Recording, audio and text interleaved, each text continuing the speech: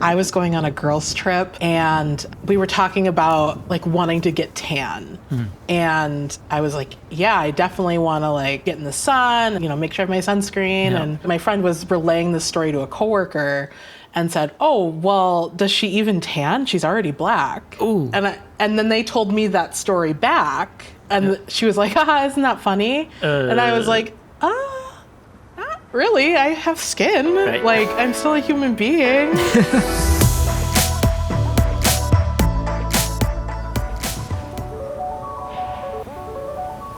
Hair is a huge part of like who I am and what my story is. I didn't always think I was as good looking as I am. Okay. Because I didn't look like the people I grew up with. I grew up in a really small town in kind of a rural area, not super small, but Not much diversity. Yeah. where I would go to get my hair done. Every time I would come in, they would say, okay, we're gonna make you beautiful now. Ugh. Like I wasn't beautiful before.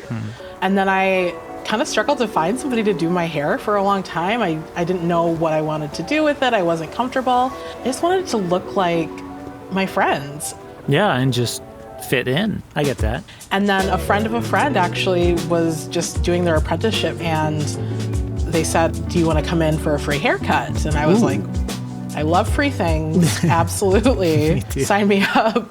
She spent some time getting to know the texture of my hair and she's like, your natural texture is so great. I can tell where you've done some chemical things. Yeah. And it took her telling me about it. It was just kind of an eye-opener just to be the most authentic version of myself. Cool. So who is your authentic self? How do you define that? I'm a Black person of color, and I add that person of color aspect to it because, I was raised by my white family. I don't know any member of my Black family. With my white friends, I'm Black for sure. Like, that's how they see me.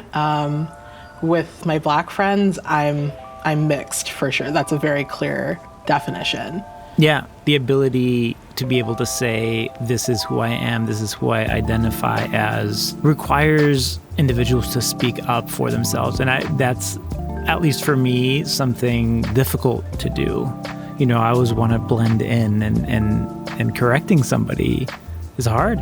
I love correcting people when they're wrong. In fact, it's one of my toxic traits probably is not just letting people like be wrong. I just, Awesome. I often also find myself not correcting people on behalf of some other people because it would draw more attention to the person that has already been, aggressed towards, right? Give me an example of that. It was in a conference call, a Black woman was speaking and after she was done speaking, one of the other women in the room said, oh, wow, thank you so much for sharing this. You're just so articulate. Like, this has just been so helpful. And Black people get that so often is, oh, you're so articulate, as if it's a surprise. Right. So did you correct her?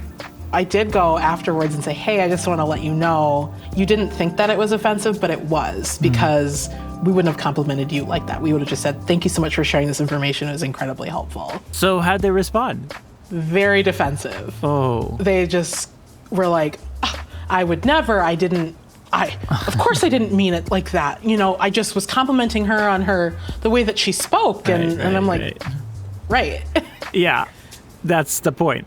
So it didn't really end super well. We still work together and it's fine. But I think at the very least, it gave her something to think about.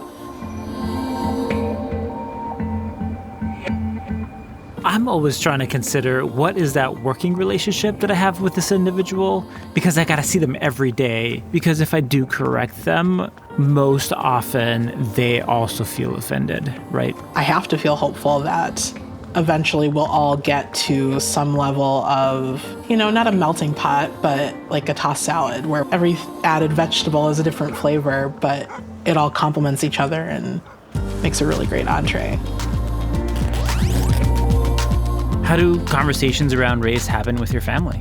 I recently had a conversation with family just regarding the presence of police. They live in a suburb, so their experience is a lot different. Their thinking is, hey, these things wouldn't be happening in Minneapolis or in St. Paul if there was more police around.